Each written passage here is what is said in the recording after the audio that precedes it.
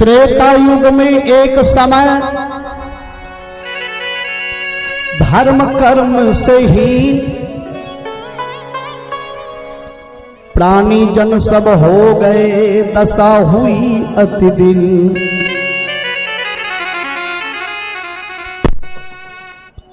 आइए सती अनुसुईया की कथा की ओर चलें। त्रेता युग में एक बार लोग धर्म करना छोड़ दिया।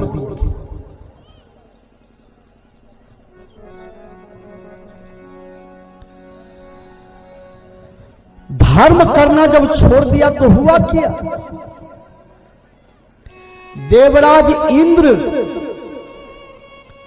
पृथ्वी पर पानी देना बंद कर दिया।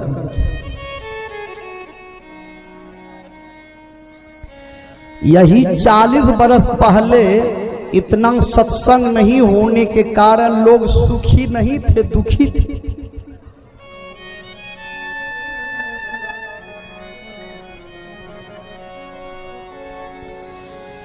त्रेता युग में लोग जब धर्म करना छोड़ दिया तो हुआ क्या?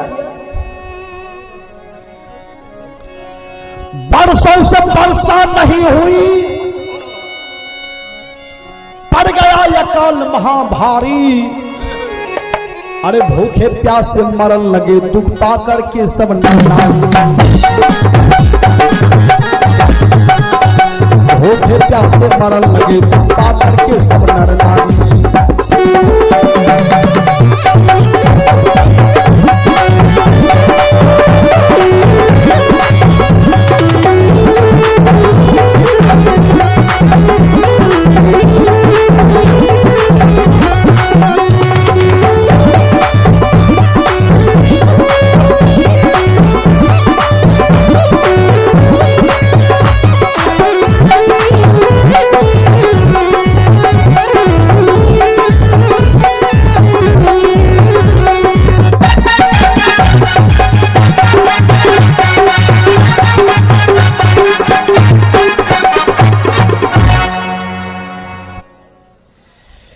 त्रेता युग में लोग धर्म करना जब छोड़ दिया ना,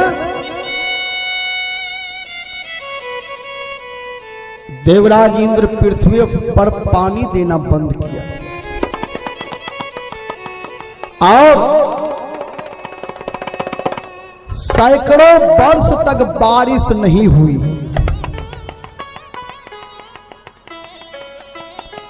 यहां तक कि नदी नाला में भी पानी नहीं रहा।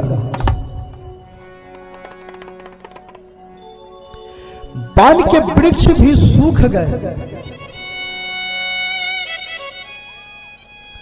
उसी समय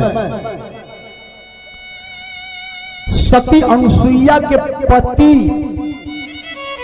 अत्रि ऋषि बैठ गए ध्यान में,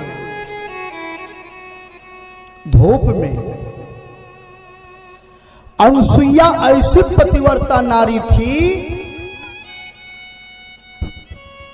आंचल फैला करके खड़ी हो गई कि पतिदेव ध्यान में है, पतिदेव को कहीं धूप नहीं लगे।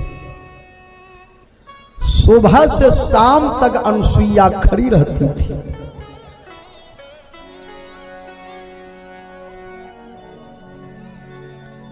देखिए अनुसुईया नाम क्यों पड़ा? अनुसुईया, अनसुईया।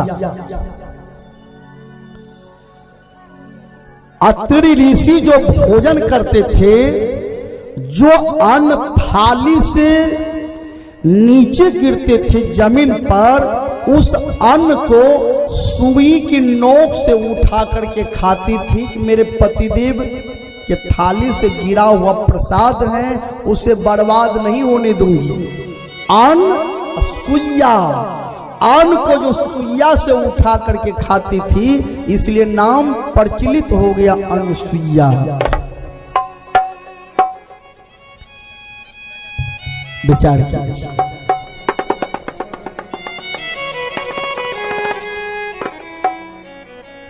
सती अनुसुईया महान पतिव्रता नारी, पति ध्यान में है।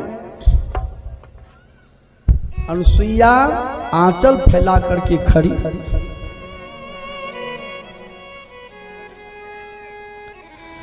कैसी नारी थी? कई महीना के बाद अत्रि ऋषि अपने नेत्र को खोलते हैं।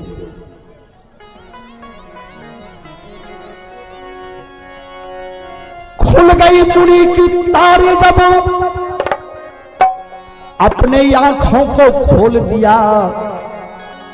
लग रहा प्यास भारी, मुझको प्राण पिया से बोल दिया। लग रहा प्यास भारी, मुझको प्राण पिया से बोल दिया।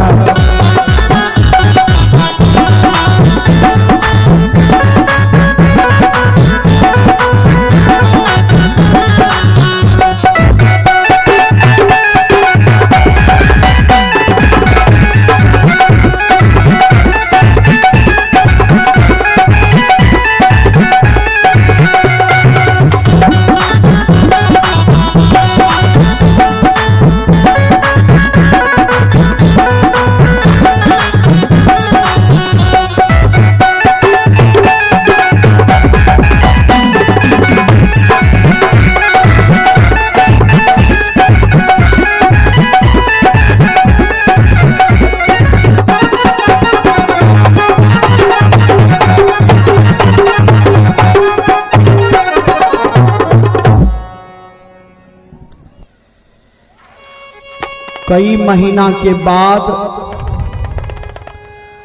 अत्रि ऋषि समाधि से उठे।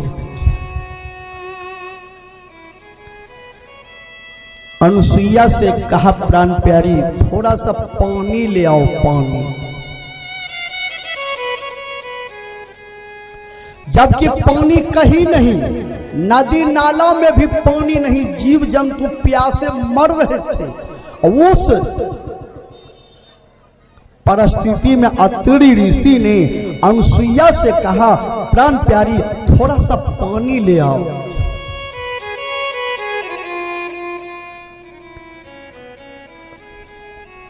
अनुसुईया एक बार भी नहीं बोली कि पतिदेव पानी में कहां से लाऊंगी।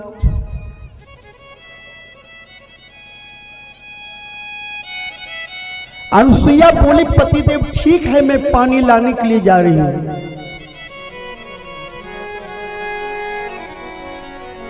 जो आज्ञा हो मैं जाती हूं। चल दी हाथ कमंडल को, ओ देख देख कर हार गए। व्याकुल हुई बहुत जन को।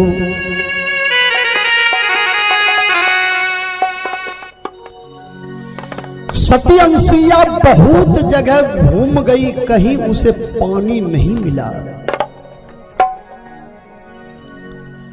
लाचार होकर वो बेचारी रोने लगी। कैसी पतिव्रता नारी थी। सज्जनों, संत महात्मा याद दिलाते हैं कि पत्नी को पतिव्रता होना चाहिए, पति को भी पत्नीव्रता होना चाहिए।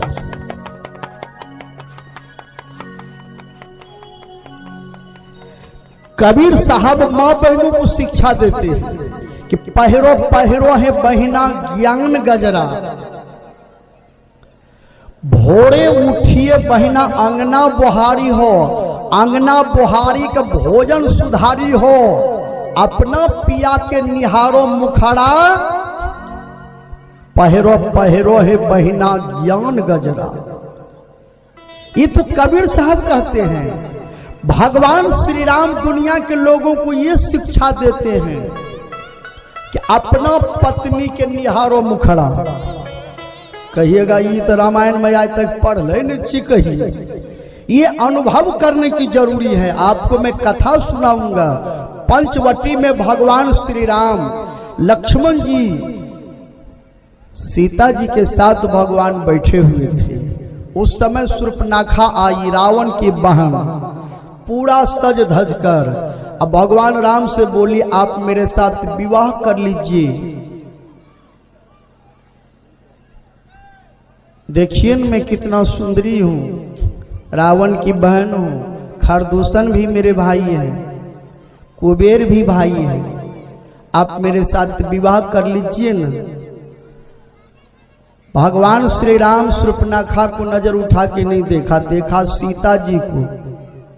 बात क्या शूर्पणखा से, देखो हम विवाह कर लिए हैं, बार बार विवाह करना अच्छी बात नहीं है, मेरे साथ में पत्नी है।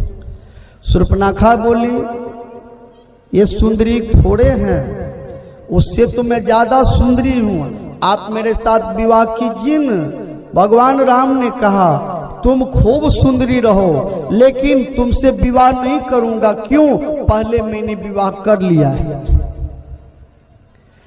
भगवान श्री राम शूर्पणखा को नजर उठा के नहीं देखा, देखा किसको? सीता जी को। ये दुनिया के लोगों को शिक्षा देने के लिए भगवान श्री राम ने ऐसा किया।